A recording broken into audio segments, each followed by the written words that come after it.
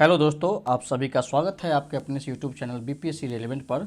आज हम लोग 70वीं बीपीएससी में जो क्वेश्चन पूछा गया है हिस्ट्री का, उसको देखेंगे और उस थीम पे क्या क्या क्वेश्चन बन सकता है जो कि 71वीं प्रीलिम्स के लिए इम्पोर्टेंट हो सकता है, इसको देखेंगे। और क्या क्या टॉपिक हमको इससे कवर करना चाहिए, हम लोग यहाँ से ट्रेस करने की कोशिश करेंगे। तो चलिए शुरू करते हैं। हमारा पहला क्वेश्चन है कि which dynasty ruled Magadh after Shishunag dynasty. Shishunag वंश के बाद किस वंश ने शासन किया मगध में, मतलब मगध महाजनपद से ये प्रश्न पूछा गया है।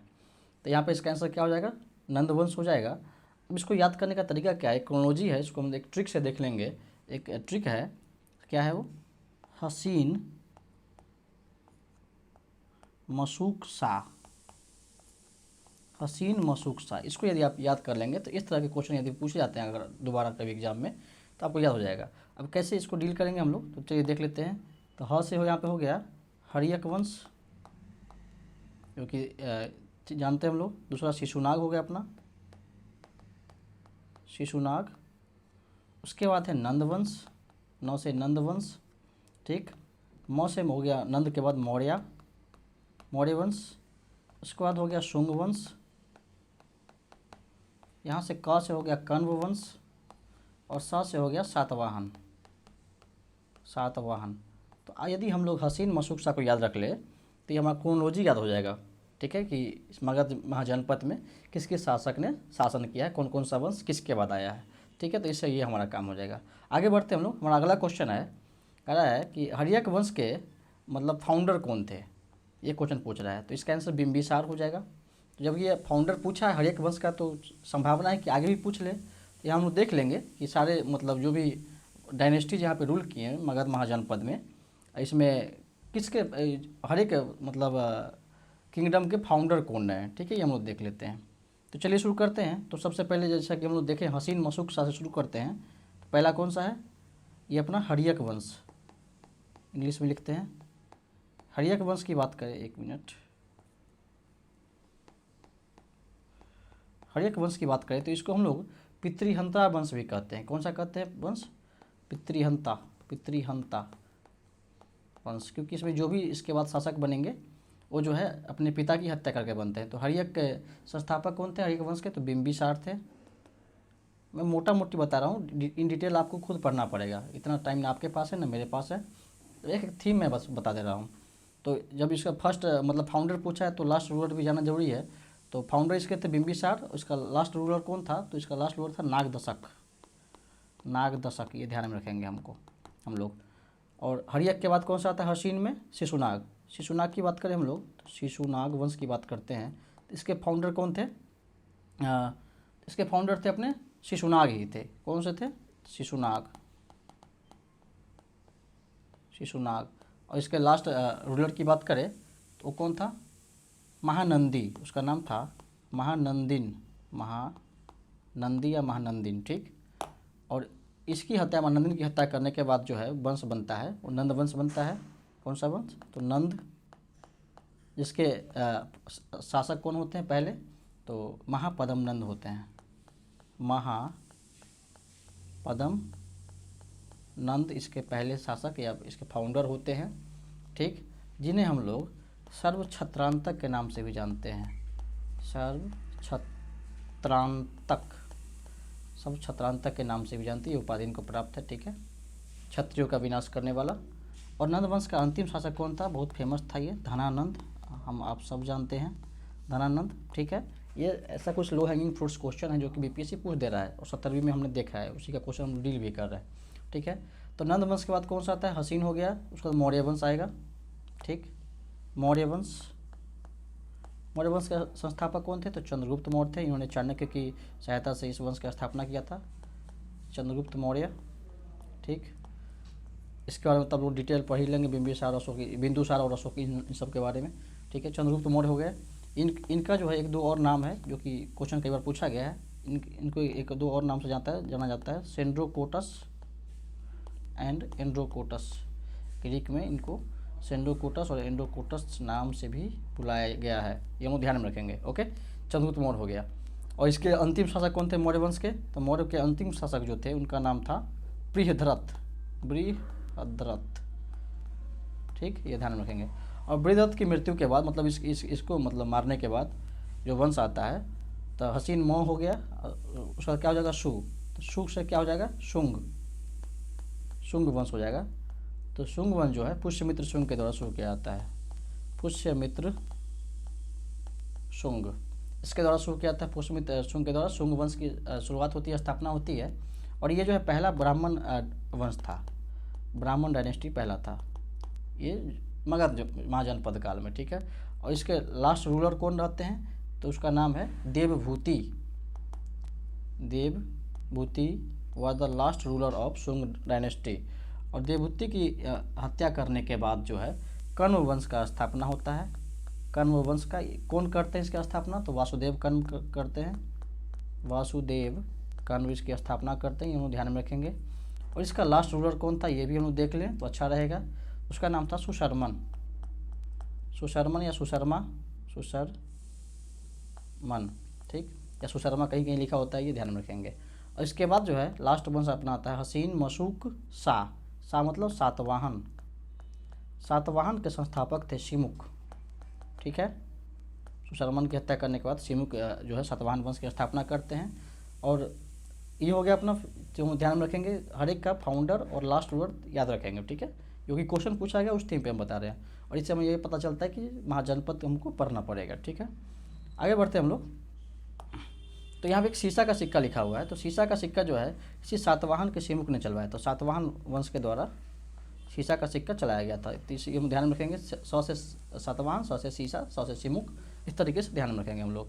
अब यहाँ पे है कि बुद्धिस्ट काउंसिल और त्रिपिटक की बात करें हम लोग, बुद्धिस्ट काउंसिल और त्रिपिटक की बात करें तो कुल 4 बुद्धिस्ट काउंसिल हुए हैं प्राचीन काल में। कौन कौन से हुए हैं तो ये सब आप सब जानते हैं, देख लेंगे हम, मैं ऐसे ही बस हिंट दे देता हूँ। पहला हुआ है कब, 483 BC में हुआ है, ठीक है। कहाँ पे हुआ है, तो राजगृह में हुआ है, ठीक है।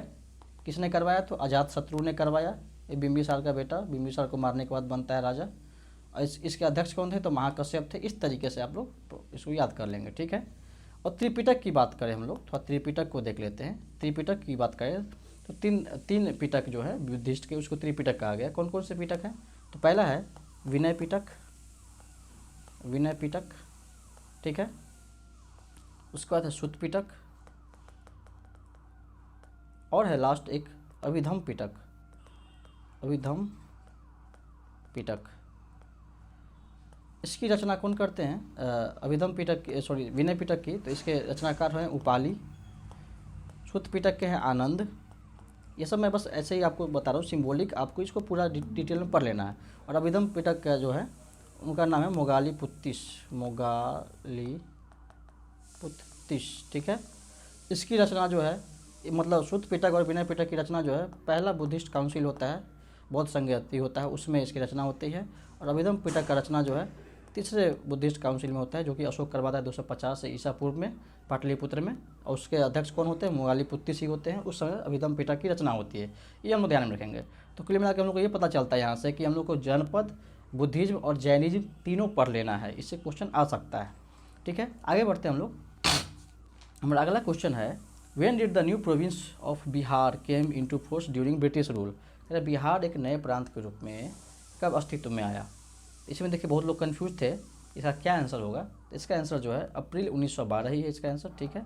ये जिसने भी टिक किया सही टिक किया है, तो अप्रैल 1912 इसका आंसर हो जाएगा। और उसका क्रोनोलॉजी देख लेते हैं कि बिहार का जो फॉर्मेशन हुआ तो क्रोनोलॉजिकल क्या है, क्रोनोलॉजी क्या है उसको देख लेते हैं, ठीक है। बिहार का कैसे कैसे रीऑर्गेनाइजेशन होता है। तो बात करते हैं जब दिल्ली दरबार होता है, तो बात है 12 दिसंबर 1911 का, ठीक है। उस दिन एक ये अनाउंसमेंट होता है, एक घोषणा किया जाता है कि बिहार का एक अलग गठन किया जाएगा, सेपरेट बिहार की बात की जाएगी, ठीक है।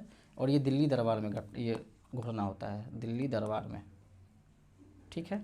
12 दिसंबर 1911 को ये घोषणा होता है। उसके बाद ये दिसंबर चूँकि ये उसका 1912 आ जाएगा, तो 22 मार्च 1912 को ये एक नोटिफिकेशन, अधिसूचना जारी होती है, नोटिफिकेशन जारी होता है कि बिहार को साथ में झारखंड और उड़ीसा भी रहेगा, बंगाल से अलग करके एक सेपरेट राज्य का दर्जा दिया जाएगा। तो नोटिफिकेशन, अधिसूचना जो जारी है 22 मार्च को होता है, और इसीलिए हम लोग 22 मार्च को बिहार दिवस के रूप में मनाते हैं। ये दिन अधिसूचना जारी हुआ, ठीक है, उस दिन को याद करते हुए, ठीक है। तो 22 मार्च 1912 को अधिसूचना जारी होता है कि सेपरेट बिहार का मतलब फॉर्मेशन होगा इंक्लूडिंग झारखंड एंड उड़ीसा, ठीक है। उसके बाद 1 अप्रैल 1912 को बिहार का जो है फॉर्मेशन हो जाता है, बिहार का सेपरेट स्टेट के रूप में as a separate state formation हो जाता है। और बिहार के साथ हम लोग ध्यान रखेंगे, बार बार मैं रिपीट कर रहा हूँ इसलिए कि झारखंड और उड़ीसा दोनों साथ में रहते हैं। उसके बाद आगे बढ़ते हैं हम लोग, फिर होता है 1 अप्रैल आता है 1936। 1 अप्रैल 1936 को उड़ीसा का फॉर्मेशन होता है, बिहार से हट के उड़ीसा का फॉर्मेशन हो जाता है। तो फिर बिहार में कौन कौन बच गया, बिहार और झारखंड। फिर आगे बढ़ते हैं तो 15 नवंबर 2000 ईस्वी को झारखंड भी बिहार से अलग हो जाता है, ठीक है। लगभग 45 दशमलव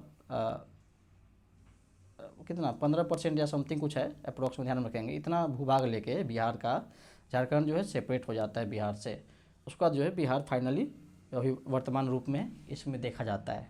तो ये हम लोग ध्यान में रखेंगे। तो ये क्वेश्चन पूछा गया था, काफ़ी मतलब फैक्चुअल क्वेश्चन था, कई लोग गलती किए इसमें।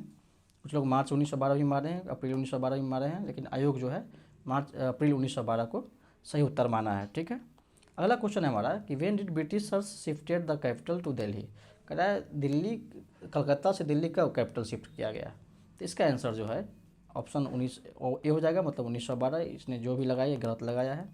इससे एक्चुअली होता क्या है, जब दिल्ली दरबार होता है 12 दिसंबर 1911 को ये घोषणा होती है, अनाउंस होता है कि कलकत्ता से दिल्ली अब कैपिटल शिफ्ट किया जाएगा।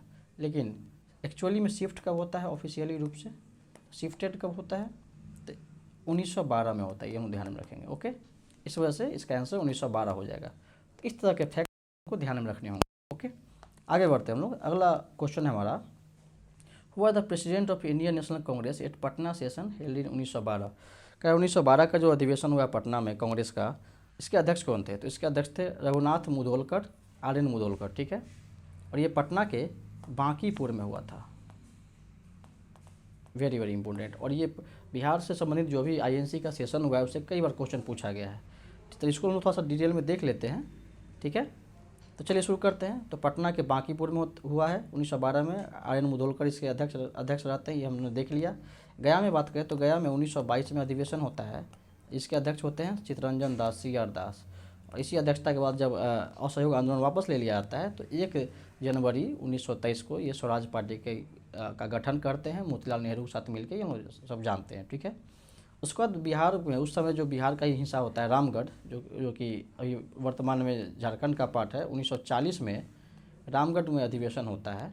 इसके अध्यक्ष होते हैं मौलाना अबुल कलाम आज़ाद, ठीक है, जो कि अपने पहले शिक्षा मंत्री आज़ाद भारत के ही होते हैं, ठीक है।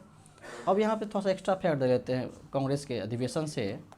तो गांधी जी जो है मात्र एक बार इसकी अध्यक्षता करते हैं इस अधिवेशन की। तो कब करते हैं, तो 1924 में करते हैं। कहाँ पे, तो बेलगाम। ये कहाँ है, तो कर्नाटक में है, ये हम लोग ध्यान में रखेंगे। क्वेश्चन ये भी पूछा जाता है कि पहली महिला अध्यक्षा कौन थी भारतीय राष्ट्रीय कांग्रेस की, फर्स्ट वीमेन प्रेसिडेंट कौन थी, तो ये थी एनी बेसेंट, ठीक है।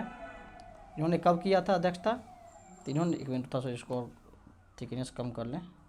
तो इन्होंने अध्यक्षता जो है 1917 में कलकत्ता अधिवेशन में किया था, ठीक है। इनका तो फेमस पुस्तक है, हम लोग ध्यान में रखेंगे एनी बेसेंट का, यहाँ से मैं लिख देता हूँ। ये पत्रिका है इनका, कॉमनवेल्थ एंड न्यू इंडिया, ये ध्यान में रखेंगे, ये क्वेश्चन कई बार पूछा गया है। आगे बढ़ते हैं हम लोग।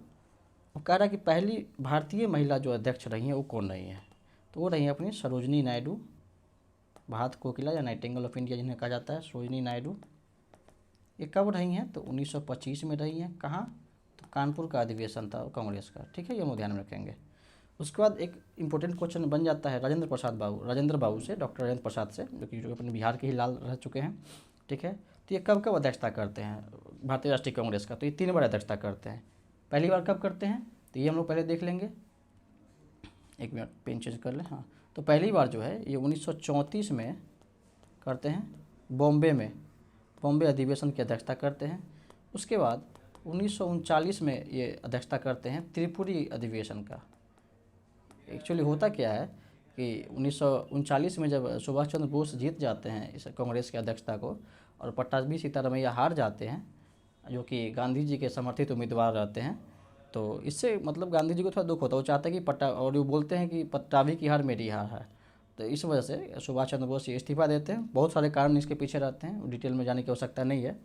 तो उसके बाद जो अधिवेशन की अध्यक्षता राजेंद्र बाबू करते हैं, ठीक है। उसके बाद एक बार फिर से 1947 में जब जे.बी. कृपलानी रिजाइन दे देते हैं अध्यक्षता से, तो उसके बाद राजेंद्र प्रसाद इसको आगे कैरी फॉरवर्ड करते हैं, ठीक है। एक क्वेश्चन ये भी इम्पोर्टेंट पूछा गया है कि कांग्रेस का वो कौन सा अधिवेशन जो कि किसी गांव में हुआ है। तो जो अधिवेशन है गांव में हुआ है वो कब हुआ है, तो 1937 में हुआ है। गांव कौन सा था, तो उस गांव का नाम था फैजपुर, कि महाराष्ट्र में है फैजपुर। और इसकी अध्यक्षता कौन किए थे, तो पंडित जवाहरलाल नेहरू, ये हम ध्यान में रखेंगे, ओके। उसके बाद हरिपुर एंड त्रिपुरी सेशन की बात करें तो हरिपुर में 1938 में सुभाष चंद्र बोस, ठीक। 39 में भी वही त्रिपुरी में सुभाष चंद्र बोस जीतते हैं और बाद में रिजाइन कर देते हैं, ठीक है। पट्टाभी सीतारमैया चूँकि गांधी जी के समर्थित उम्मीदवार रहते हैं इस वजह से, ठीक है। उसके बाद इसमें अपने राजेंद्र प्रसाद जी जो हैं, डॉक्टर राजेंद्र प्रसाद, ये इसकी अध्यक्षता को आगे ले जाते हैं, ठीक है। तो ये हो गया। तो इससे ये पता चलता है कि कांग्रेस का अधिवेशन इंपॉर्टेंट है, और जो मतलब मोस्ट इम्पोर्टेंट हमको लगा उसको मैंने यहाँ पे कोशिश किया कवर करूँ, ठीक है। आगे बढ़ते हैं। अगला क्वेश्चन है the first Hindi daily newspaper to be published in Bihar. कह रहा पहला जो हिंदी में दैनिक पत्रिका थी, दैनिक समाचार पत्र जो कि बिहार में पब्लिश हुआ, वो कौन सा था, तो उसका नाम था अपना सर्वहितैषी। यहाँ पे सर्वहितैषी दिया हुआ है, तो सर्वहितैषी इसका आंसर लेंगे। कब ये प्रकाशन होता है इसका, तो इसका प्रकाशन 1874 ईस्वी में होता है, ठीक। ये हम ध्यान में रखेंगे। अब चूँकि हिंदी पूछ लिया है तो इंग्लिश भी जानना जरूरी है हम लोग। इंग्लिश न्यूज़पेपर कौन सा रहता है, तो इंग्लिश न्यूज़पेपर जो पहला इंग्लिश न्यूज़पेपर है उसका नाम है द बिहार हेराल्ड, ठीक है, ओके। इसका प्रकाशन कब होता है, तो 1875 में होता है। कौन प्रकाशित करते हैं, तो गुरु प्रसाद सेन, ठीक है। ये ध्यान में रखेंगे हम लोग। एक और इम्पोर्टेंट न्यूज़पेपर है ध्यान में आ रहा है, उसको हम बता दें आपको, द सर्च लाइट। ये जो है इसका प्रकाशन पटना से 1918 में होता है अपने डॉक्टर सच्चिदानंद सिन्हा जी के द्वारा। सच्चिदानंद सिन्हा, जिन्हें हम लोग क्रिएटर ऑफ मॉडर्न बिहार भी कहते हैं, creator of modern Bihar, okay, ध्यान में रखेंगे। और सच्चिदानंद सिन्हा जी की बात करें तो इनके बारे में एक दो फैक्ट और हम लोग जान लें। जब संविधान सभा गठन होता है तो 9 दिसंबर 1946 को, चूँकि ये सबसे सीनियर मोस्ट मेंबर होते हैं कॉन्स्टिट्यूएंट असेंबली के, तो इनको अध्यक्ष बनाया जाता है, ठीक है, ओके। उसके बाद फिर से 11 दिसंबर 1946 को डॉक्टर राजेंद्र प्रसाद बन जाते हैं, डॉक्टर राजेंद्र बाबू इसके परमानेंट चेयरमैन बन जाते हैं।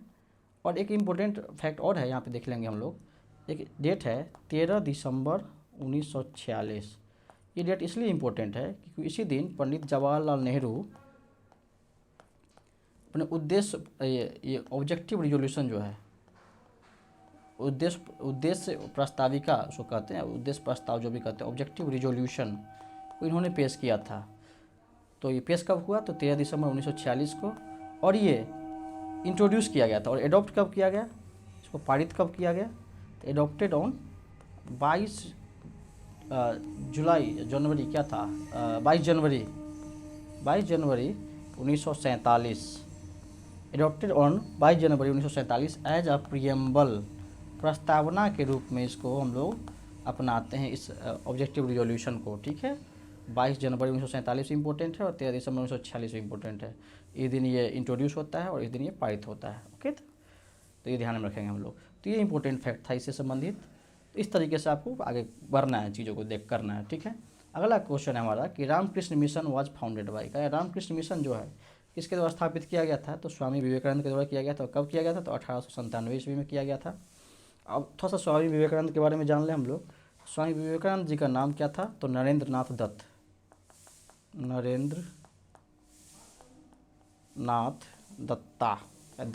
इनका ओरिजिनल नाम था। इनको स्वामी विवेकानंद का नाम किसने दिया था, तो वो नाम जो है इनको दिया गया था खेतरी के अजीत सिंह ऑफ खेतरी के द्वारा इनको स्वामी विवेकानंद का नाम दिया गया था, ये हम लोग ध्यान में रखेंगे। और ये इन्होंने रामकृष्ण मिशन का जो शुरुआत किया है अपने गुरु रामकृष्ण परमहंस की याद में शुरू किया था। राम कृष्ण परमहंस के स्मृति में इन्होंने रामकृष्ण मिशन की स्थापना की थी 1897 में। एक बार क्वेश्चन ये भी पूछा गया कि रामकृष्ण परमहंस का रियल नेम क्या था, तो इनका रियल नेम था गदोधर चट्टोपाध्याय। गदोधर चट्टोपाध्याय, ये हम ध्यान में रखेंगे। ओके, अब आइए थोड़ा सा और फैक्ट देख लेते हैं इस थीम पे आधारित और क्या क्या इंपॉर्टेंट फैक्ट हो सकता है। तो यहाँ पे एक आत्मीय सभा है और एक ब्रह्मो समाज है। तो आत्मीय सभा और ब्रह्मो समाज की स्थापना कौन करते हैं, तो राजा राम मोहन राय करते हैं।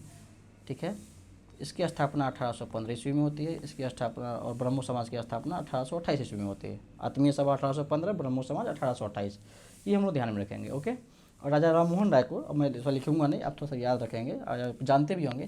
तो राजा राम मोहन राय को राजा की उपाधि जो है अकबर सेकेंड ने दिया था। इनका किताब मिरातुल अखबार वगैरह है, ये आप सब जानते होंगे। ठीक है, और एक यहाँ पे प्रार्थना समाज है। प्रार्थना समाज की बात करें तो आत्मा राम पांडुरंग के द्वारा शुरू किया गया था। आत्मा राम पांडुरंग कब शुरू किया गया था, तो 1867 में। बाकी आप लोग ये आत्मीय सभा और ये ब्रह्मो समाज और प्रार्थना समाज पढ़ के नहीं छोड़ देंगे। जो सोशियो रिलीजियस रिफॉर्म्स मूवमेंट हुए हैं उस समय के, थोड़ा सा उसके मोटा मोटी आप लोग देंगे कि कब कौन सा सोसाइटी का गठन हुआ, उसके प्रणेता कौन थे, ये देख लेंगे। अब यहाँ पे क्वेश्चन अगला हम यहाँ पे लिखे हैं कि फर्स्ट टीचर, मतलब यहाँ पे मतलब था फर्स्ट फीमेल टीचर से। पहली महिला शिक्षिका जो होती हैं कौन होती हैं अपने भारत में, तो होती हैं सावित्रीबाई फुले। सावित्रीबाई फुले ध्यान में रखेंगे हम लोग। इन्होंने गर्ल्स के लिए एक स्कूल खोला था सबसे पहले, कब, तो 1948 ईस्वी, लेट मी रीड इट, हाँ 1948 ईस्वी में इन्होंने अपने पति ज्योतिबा फुले के साथ मिलकर 1948 में एक गर्ल्स के लिए स्कूल खोला था महाराष्ट्र में। ठीक है, ये ध्यान में रखेंगे हम लोग। अब आगे बढ़ते हैं, यहाँ पे हम लोग देख लेते हैं ज्योतिबा फुले के देखते हैं करें हम लोग। तो ज्योतिबा फुले की बात करें तो ये जो थे ये सत्यशोधक समाज के फाउंडर थे। सत्यशोधक समाज के संस्थापक थे, ये हम ध्यान में रखेंगे। और ये एंटी कास्ट मूवमेंट से जुड़े हुए थे। ओके, और यहाँ पे डॉक्टर अंबेडकर की बात करें हम लोग, यहाँ पे जो भी फेमस पर्सनालिटी था उसको मैं लिया, और भी बहुत सारे इन नंबर ऑफ पर्सनालिटीज़ हैं, आप उनको गो थ्रू एक बार ऊपर ऊपर देख लेंगे। ठीक है, अंबेडकर की बात करें हम लोग तो अंबेडकर को हम लोग आर्किटेक्ट ऑफ इंडियन कॉन्स्टिट्यूशन कहते हैं। क्या कहते हैं, आर्किटेक्ट ऑफ इंडियन कॉन्स्टिट्यूशन, चूँकि ये ड्राफ्टिंग कमेटी के चेयरमैन थे, इंडियन कॉन्स्टिट्यूशन कहते हैं। ठीक है, ध्यान में रखेंगे हम लोग। और अंबेडकर की बात करें तो इनका एक किताब है Annihilation of Caste, Annihilation of Caste, ये ध्यान में रखेंगे। और भी बहुत सारा बुक है, उसको हम लोग को देखना होगा, देख लीजिएगा आप लोग। ठीक है, और एक और इनका तो एक बुक है जो कि मैं बता देना चाहता हूँ आपको, वो क्या है, the problem of rupee, the problems of rupee, its origin and it's solution, its origin and it's solution, ये दो इंपॉर्टेंट बुक है उनका। और भी इंपॉर्टेंट वर्क है। और डॉक्टर अंबेडकर के और पूना पैक्ट के बारे में आप सभी जानते होंगे। कम्युनल अवार्ड, सांप्रदायिक पंचायत, रैमसे मैकडोनाल्ड, इन्होंने तीनों राउंड टेबल कॉन्फ्रेंस में भाग लिया था, ये सारी चीज़ें इन्होंने, और तेज बहादुर सप्रू ने, ये सारी चीज़ें हैं। तो बहुत सारे फैक्ट्स हैं जो कि आपको पढ़ना है, मतलब ये सब चीज़ देख लेना है, इसको छोड़ना है नहीं, इससे क्वेश्चन बन सकता है। ओके, अब यहाँ पे देखिए अगला नाम है दादा भाई नौरोजी। दादा भाई नौरोजी को हम लोग grand old man of India भी कहते हैं। Grand old man of India, वयोवृद्ध व्यक्ति है अपने भारत के ये। ओके, इनका एक बुक है poverty and un-British rule in India, poverty and un-British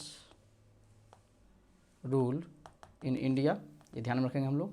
और क्या है, इनका एक न्यूज़पेपर भी है, न्यूज़पेपर, उसका नाम क्या है, तो रस्त गुफ्तार, ये ध्यान में रखेंगे। और दादा भाई नौरोजी ने पहली बार स्वराज शब्द का इस्तेमाल किया था, कहाँ, तो 1906 के कांग्रेस के कलकत्ता अधिवेशन में उन्होंने पहली बार स्वराज शब्द का इस्तेमाल किया था, ये हम लोग ध्यान में रखेंगे। ठीक है, तो ये मोटा मोटी फैक्ट था। मतलब मैं ये कहना चाहता हूँ कि आपको इन सब चीज़ों को अच्छे से पढ़ के जाना है, और भी कुछ एक्स्ट्रा फैक्ट होगा तो उसको भी देख लेना है। ठीक है, अगला क्वेश्चन है, एक मिनट समय देंगे आप थोड़ा।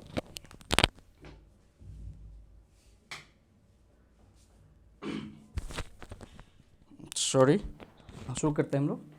अगला क्वेश्चन है हमारा कि which of the following was not one of the features of the government of India act 1935। कह रहा है 1935 का जो अधिनियम था उसका इसमें से निम्नलिखित में से कौन सा फीचर नहीं है। तो कुल मिला के क्या करना चाहता है कि इस थीम पे कुछ क्वेश्चन बन सकते हैं क्योंकि गवर्नमेंट ऑफ इंडिया एक्ट 1935 पूछा गया है। तो इसका आंसर जो हो जाएगा अपना ये है, इसका ऑप्शन क्या है, तो ऑप्शन सी है, appraisal of the act of 1935 जो है इसका आंसर नहीं होगा। ठीक है, ये ध्यान में रखेंगे हम लोग। बाकी ये थोड़ा सा कोशिश किया गया था कि इसको रिकन्स्ट्रक्ट किया जाए, पूरा नहीं, प्रोविंशियल ऑटोनॉमी दी गई थी क्योंकि 1919 के एक्ट में क्या था कि प्रोविंशियल डायरकी प्रोविंस में लगाया गया था, उसको हटा के ऑटोनॉमी दिया गया प्रोविंस को और सेंटर में डायरकी लगाया गया था, फेडरेशन की बात की गई थी इसमें। ठीक है, तो यहाँ से फैक्ट ये हम लोग निकालना चाह रहे हैं, गेस ये करेंगे कि क्वेश्चन क्या सब पूछा जा सकता है और क्या क्या हम लोग को पढ़ना चाहिए। तो मैं थोड़ा बहुत ले रहा हूँ, आपको सारी चीज़ें सारे एक्ट्स को थोड़ा बहुत देख लेना है। तो रेगुलेटिंग एक्ट 1773 की बात करें तो इसका क्या बेसिक प्रोविज़न था कि गवर्नर, बंगाल का जो गवर्नर था, बंगाल के जो गवर्नर थे इनको गवर्नर जनरल कहा गया, गवर्नर जनरल कहा गया, ये ध्यान में रखेंगे हम लोग। उसके बाद सुप्रीम कोर्ट का स्थापना होगा कहाँ, कलकत्ता में। कब, तो 1774 ईस्वी में, 1774 में। ये सारे मोटा मोटी फैक्टर बता रहे हैं। वर्नाकुलर प्रेस एक्ट की बात करें तो ये कब आया था, तो 1878 में आया था। किसने लाया था, तो लॉर्ड लीटन ने लाया था। ठीक है, इसको हम लोग मतलब रिएक्शनरी वायसराय के नाम से जानते हैं, वायसराय ऑफ रिवर्स करेक्टर के नाम से भी जानते हैं। ठीक है, ये ध्यान में रखेंगे हम लोग। अगला है अपना इल्बर्ट बिल कंट्रोवर्सी की बात करें तो ये कब का है, तो 1883 ईस्वी का है। किसके वायसरायशिप में हुआ था, किसके शासनकाल में, तो लॉर्ड रिपन के शासनकाल में हुआ था। एक्चुअली ये इल्बर्ट बिल कंट्रोवर्सी क्या था, इसमें यह था कि जो यूरोपियन ये है मतलब जो कैदी हैं या उनके ऊपर जो कोई भी केस चल रहा है, मुकदमा चल रहा है कोई यूरोपियन पे, तो उसका जो सुनवाई है यूरोपियन जज ही करेंगे। लेकिन इल्बर्ट बिल में लॉर्ड रिपन ने ये कहा था कि नहीं, इंडियन जज भी यूरोपियन केसेस को देख सकते हैं, तो इसको लेके कंट्रोवर्सी हुआ था। तो ये लॉर्ड रिपन के शासनकाल में आया था। ठीक है, उसके बाद मोरले मिंटो एक्ट नहीं, ये रिफॉर्म होगा, सॉरी, मोरले मिंटो सुधार है। एक्चुअली मोरले जो है सचिव रहते हैं, भारतीय सचिव रहते हैं, सेक्रेटरी ऑफ स्टेट रहते हैं, और मिंटो जो वायसराय रहता है। ठीक है, कब का है, तो 1909 का है, ये हम ध्यान में रखेंगे।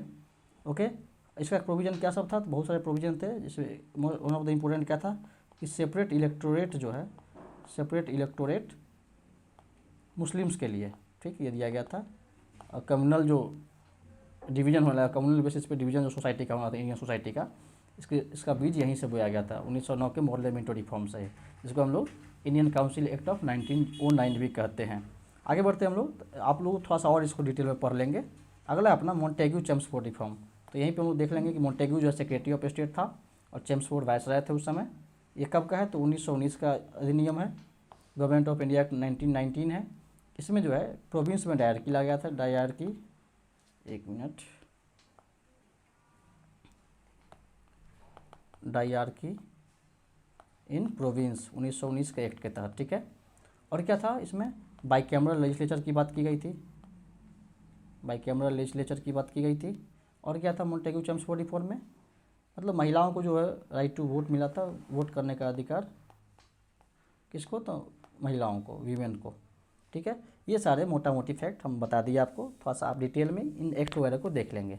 अगला अपना एक्ट है एक्ट ऑफ गुड गवर्नेंस। तो एक्ट ऑफ गुड गवर्नेंस कौन से एक्ट को कहते हैं हम लोग, तो ये जो है गवर्नमेंट ऑफ इंडिया एक्ट 1858 का जो है, इस एक्ट को हम लोग एक्ट ऑफ गुड गवर्नेंस भी कहते हैं, क्योंकि ये जो 1857 की क्रांति ख़त्म हुई थी, उसके बाद ये ब्रिटिश के पास जो है कंपनी का जो शासन है ख़त्म हो जाता है और ट्रांसफ़र जो है पूरा पावर हो जाता है ब्रिटिश क्राउन के पास। ठीक है, मतलब ब्रिटिश के महारानी के पास पूरा ट्रांसफ़र पावर जो है ट्रांसफ़र हो जाता है।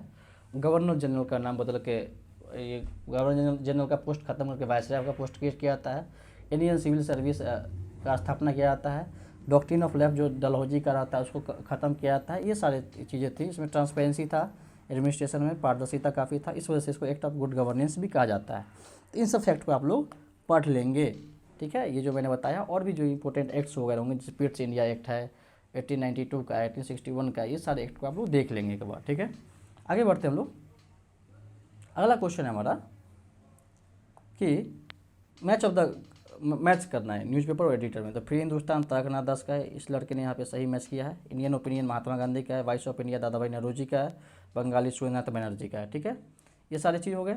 इसके बाद हम लोग थोड़ा सा और एक्स्ट्रा फैक्ट देख लेते हैं कि डॉक्टर राजेंद्र प्रसाद से पढ़ लेते हैं थोड़ा सा, डॉक्टर राजेंद्र प्रसाद के बारे में बात कर लें। तो इनका कौन कौन सा जो इम्पोर्टेंट बुक है उसको देख लेते हैं। तो इंडिया डिवाइडेड है, इंडिया डिवाइडेड, ओके। और कौन सा है, आत्मकथा, इनका जो ऑटोबायोग्राफी है उसका नाम ही है आत्मकथा। ठीक है, और है बापू के कदमों में, बापू के कदमों में, ये ध्यान में रखेंगे। और कौन सा बुक है इनका, महात्मा,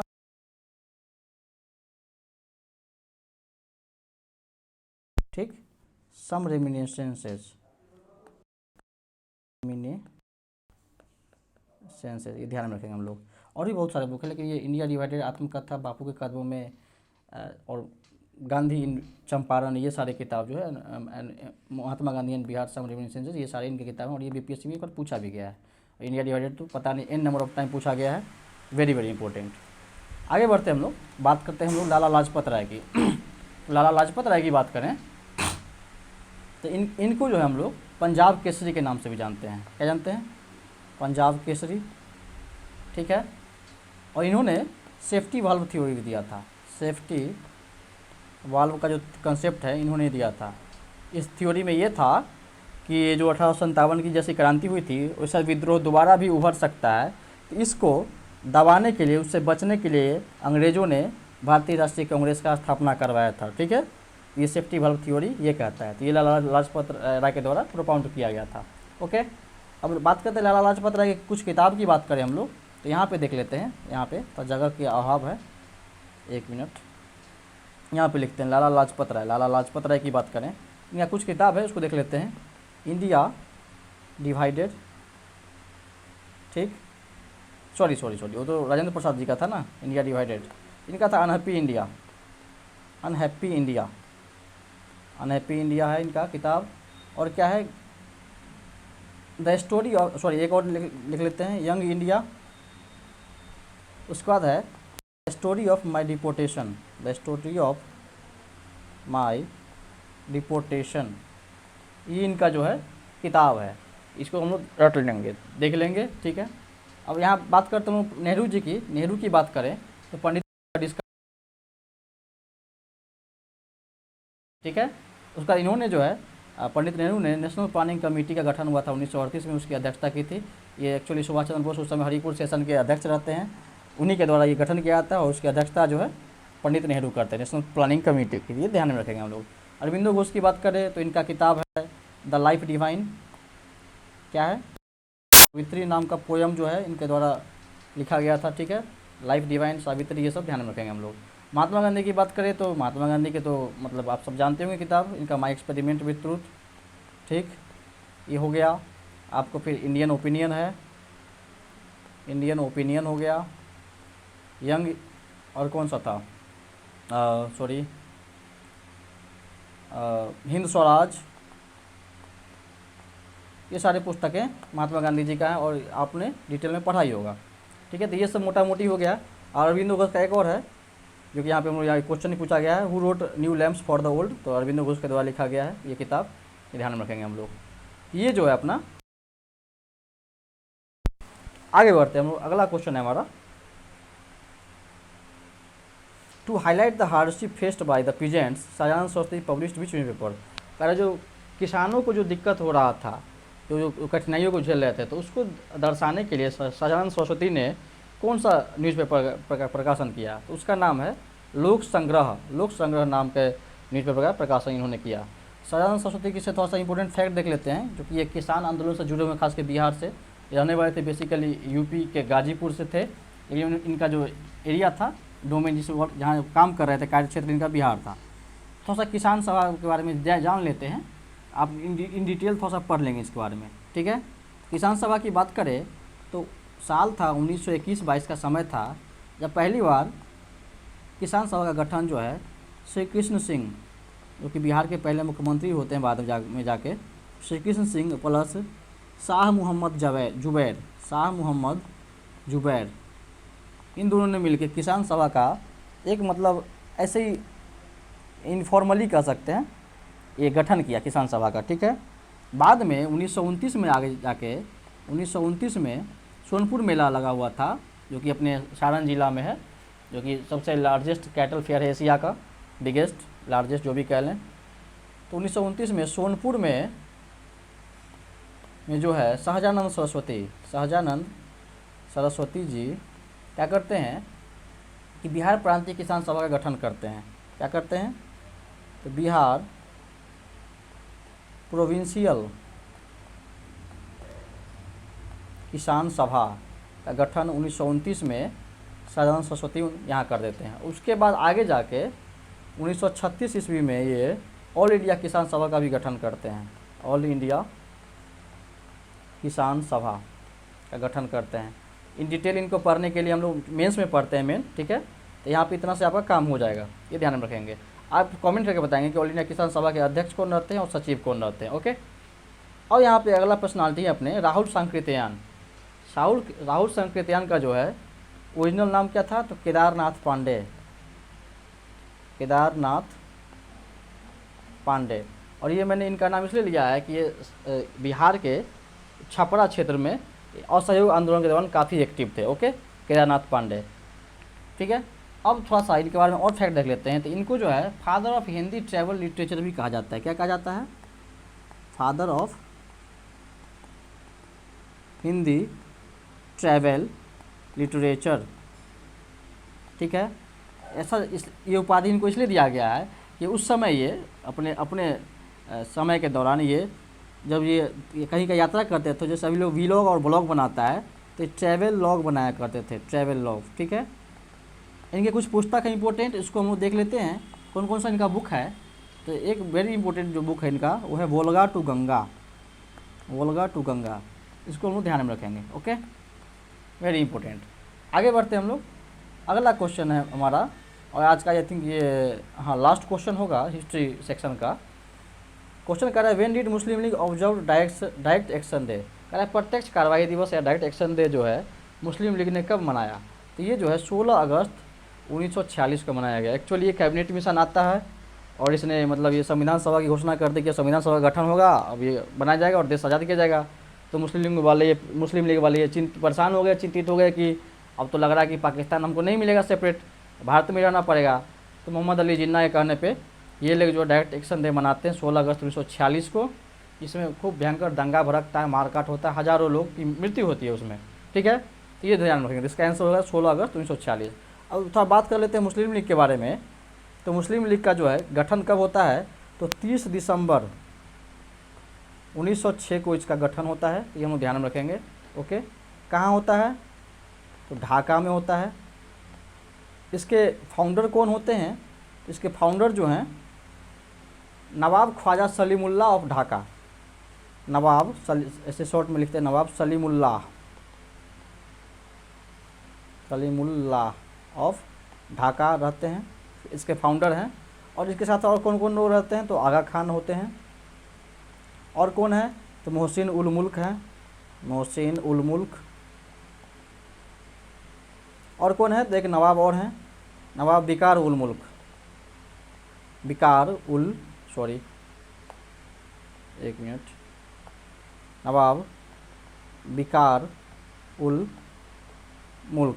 ये सब मिलके मुस्लिम लीग का जो है गठन करते हैं 30 दिसंबर 1906 को ढाका को।